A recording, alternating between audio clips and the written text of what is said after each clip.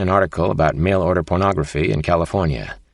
That was how the gentleman claimed he had discovered her, how he had chosen her to be his liaison with the other citizens of the City of Angels.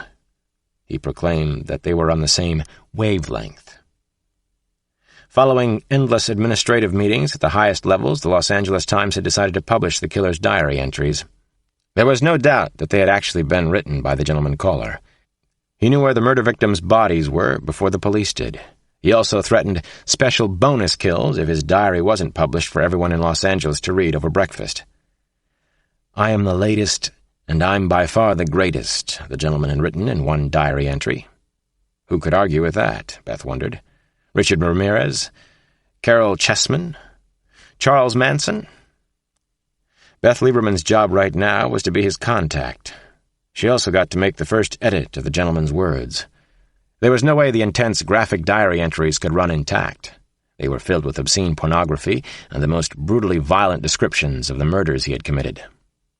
Lieberman could almost hear the madman's voice as she typed the latest entry on her word processor.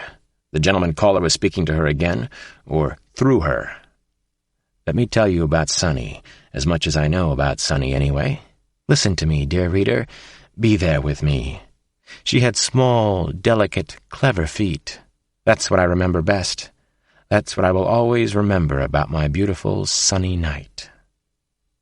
Beth Lieberman had to shut her eyes. She didn't want to listen to this shit. One thing was certain. The gentleman caller had definitely given Beth Lieberman her first break at the Times.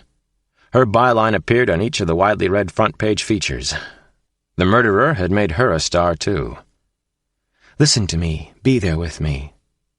Think about fetishism and all its amazing possibilities to liberate the psyche. Don't be a snob. Open up your mind. Open your mind right now. Fetishism holds a fascinating array of diverse pleasures that you may be missing out on. Let us not become too sentimental about young Sonny. Sonny Ozawa was into the games of the night. She told me that, in confidence, of course. I had picked her up at the Monkey Bar. We'd gone to my place, my hideaway, where we began to experiment, to play the night away. She asked me if I'd ever done it with a Japanese woman before. I told her that I hadn't, but I'd always wanted to. Sonny told me that I was quite the gentleman. I was honored. This night, it seemed to me that nothing was so libertine as to focus on a woman's feet, to caress them as I made love to Sonny. I'm talking about sun-browned feet covered in luxurious nylon and semi-pricey high-heeled pumps from Saks. I'm talking about clever little feet, very sophisticated communicators. Listen, to really appreciate the very erotic mime show of a beautiful woman's feet, the woman should be on her back while the man stands. That's how it was with Sonny and me earlier tonight. I lifted up her slender legs and watched closely, where they joined together in such a way that the vulva puckered from her buttocks. I kissed the top of her stockings repeatedly. I fixated on her well-formed ankle, the lovely lines leading to her shiny black pump. I concentrated all my attention on that flirtatious pump as our fevered action set her foot into rapid motion. Her little feet were talking to me now. An absolutely manic excitement rose in my chest. It felt as if there were live birds tweeting and twittering in there. Beth Lieberman stopped typing and closed her eyes again. Tight. She had to stop the images that were flashing out at her. He had murdered the young girl that he was talking about so blithely. Soon the FBI and the Los Angeles police would come storming into the relatively sedate offices of the Times. They would ask the usual battery of questions. They had no answers yet themselves, no significant leads so far. They said that the gentleman committed perfect crimes. The FBI agents would want to talk for hours about the gruesome details of the murder scene. The feet. The gentleman had cut off Sonny Ozawa's feet with some kind of razor-sharp knife. Both her feet were missing from the crime scene in Pasadena. Brutality was his trademark, but that was the only consistent pattern so far. He had mutilated genitalia in the past. He had sodomized one victim, then cauterized her. He had cut open a woman investment banker's chest and removed her heart. Was he experimenting? He was no gentleman once he selected his victim. He was a Jekyll and Hyde in the 1990s. Beth Lieberman finally opened her eyes and saw a tall, slender man standing very close to her in the newsroom. She sighed loudly, and she held back a frown. It was Kyle Craig, the special investigator from the FBI. Kyle Craig knew something that she desperately needed to know, but he wouldn't tell her squat. He knew why the deputy director of the FBI had flown to Los Angeles the previous week. He knew secrets that she needed to know. "Hello, Ms. Lieberman. What do you have for me?" he asked. Chapter 37. Tick-cock, dickory-dock. This was the way he hunted for the women. This was how it really happened, time after time. There was never any danger for him personally. He fit in wherever he chose to hunt. He did his best to avoid any kind of complication or human error. He had a passion for orderliness and, most of all, perfection. That afternoon, he waited patiently in a crowded arcade of a trendy shopping mall in Raleigh, North Carolina. He watched attractive women enter and leave the local Victoria's Secret across a long marble transverse. Most of the women were well-dressed. A copy of Time magazine and also USA Today were folded on the marble bench beside him. The newspaper headline read, "Gentleman calls for 6th time in L.A." He was thinking to himself that the gentleman was zooming out of control in Southern California. He was taking gruesome souvenirs, doing 2 women a week sometimes, playing stupid mind games with the Los Angeles Times, the LAPD, and the FBI. He was going to get caught. Casanova's blue eyes moved back across the crowded shopping mall. He was a handsome man, as the original Casanova had been. Nature had equipped the 18th century adventurer with beauty, sensuality, and great enthusiasm for women, and so it was with him as well. Now where was the lovely Anna? She had slipped into Victoria's Secret to buy something campy for her boyfriend, no doubt. Anna Miller and Chris Chapin had been in law school together at North Carolina State. Now Chris was an associate in a law firm. They liked to dress in each other's clothes, cross-dress to get their kicks. He knew all about them.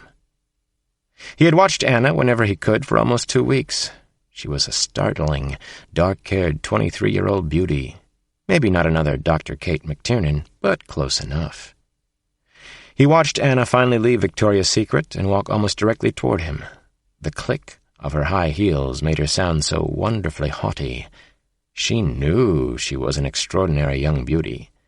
That was the very best thing about her. Her supreme confidence nearly matched his own. She had such a nicely arrogant, long-legged stride. Perfect, slender lines up and down her body. Legs wrapped in dark nylons. Heels for her part-time job in Raleigh as a paralegal. Sculptured breasts that he wanted to caress. He could see the subtle lines of her underwear under a clinging tan skirt. Why was she so provocative? Because she could be. She seemed intelligent, too, and promising anyway. She had just missed law review. Anna was warm, sweet, nice to be around. A keeper. Her lover called her Anna Banana. He loved the sweet, stupid intimacy of the nickname. All he had to do was take her. It was that easy. Another very attractive woman suddenly broke into his field of vision. She smiled at him, and he smiled back. He stood up and stretched, then walked toward her. She had store packages and bags piled high in both arms. "Hi there, beautiful," he said when he got close. "Can I take some of those? Ease your heavy load, sweet darling." "You're such a sweet, handsome thing yourself," the woman said to him. "But then you always were. Always the romantic, too." Casanova kissed his wife on the cheek and helped her with the packages. She was an elegant-looking woman, self-possessed. She had on jeans, a loose-fitting work shirt, a brown tweed jacket. She wore clothes well. She was effective in many ways. He had picked her with the greatest care.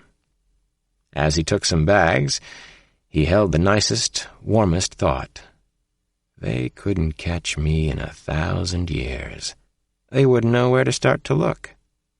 They couldn't possibly see past this wonderful, wonderful disguise, this mask of sanity. I am above suspicion. "I saw you watching the young chippy. Nice legs," his wife said with a knowing smile and a roll of her eyes. "Just as long as all you do is watch." "You caught me," Casanova said to his wife. "But her legs aren't as nice as yours." He smiled in his easy and charming way. Even as he did so, a name exploded inside his brain. Anna Miller. He had to have her. Chapter 38. This was harder than hard. I slapped on a happy, make-believe smile as I barged through my own front door back home in Washington. A day off from the chase was necessary. More important, I had promised the family a meeting, a report on Naomi's situation. I was also missing my kids and Nana. I felt as if I were home on leave from a war. The last thing I wanted Nana and the kids to know was how anxious I was about Scoochie. "No luck yet," I told Nana as I stooped and kissed her cheek. "We're making a little progress, though." I stepped away from her before she could cross-examine me. Standing in the living room, I launched into my best working father lounge act. I sang, "Daddy's Home, Daddy's Home." Not Shep and the Limelight's version, my own original tune. I scooped up Janny and Damon in my arms. "Damon, you got bigger and stronger, and you're handsome as a prince of Morocco," I told my son. "Janny, you got bigger and stronger, and beautiful as a princess," I told my daughter. "So did you, Daddy." The kids squealed the same kind of sweet nonsense right back at me. I threatened to scoop up my grandmother, too, but Nana Mama made a serious-looking cross with her fingers to ward me off, our family sign. "You just stay away from me, Alex," she said. She was smiling and issuing a baleful stare. She can do that. "Decades of practice," she likes to say. "Centuries," I always come back at her. I gave Nana another big kiss. Then I more or less palmed the kids. I held them out the way big men can hold basketballs, as if they were nothing but an extension of their arms. "Have you two been good little rapscallions?" I began my interrogation techniques with my very own repeat offenders. "Clean your rooms, do your chores, eat your Brussels sprouts?" "Yes, Daddy," they shouted in unison. "We've been as good as gold," Johnny added as convincing detail. "You lying to me? Brussels sprouts? Broccoli, too? You wouldn't lie so brazenly to your daddy. I called home at 10:30 the other night. Both of you were still up. And you say to me that you've been good. Good as gold."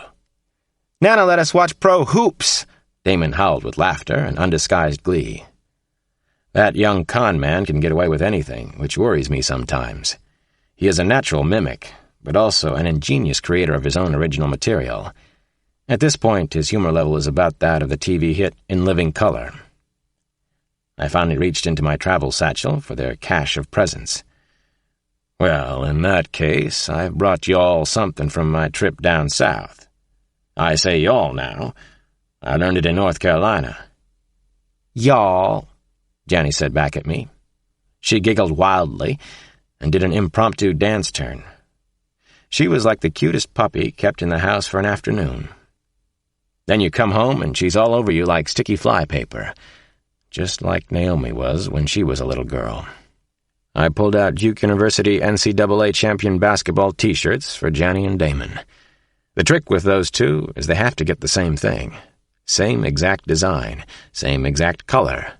That will last for another couple of years, and then neither one of them will be caught dead in anything vaguely associated with the other. "Thank you all," the kids said, one after the other. I could feel their love. It was so good to be home. On leave or otherwise. Safe and sound for a few hours. I turned to Nana. "You probably thought I forgot all about you," I said to her. "You will never forget me, Alex." Nana Mama squinted her brown eyes hard at me. "You got that right, old woman." I grinned. "I surely do." She had to have the last word. I took a beautifully wrapped package from my duffel bag of wonders and surprises. Nana unwrapped it, and she found the most handsome handmade sweater that I had ever seen anywhere. It had been created in Hillsborough, North Carolina, by 80- and 90-year-old women who still worked for a living. For once,